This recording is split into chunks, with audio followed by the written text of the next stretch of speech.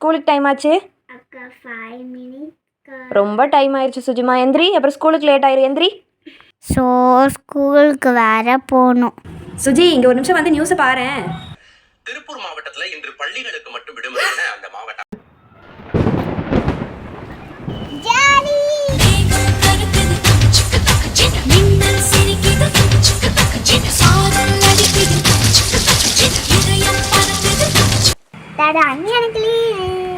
மழை பெய்யறதுனால யாருக்கு கெட்டதோ நல்லது.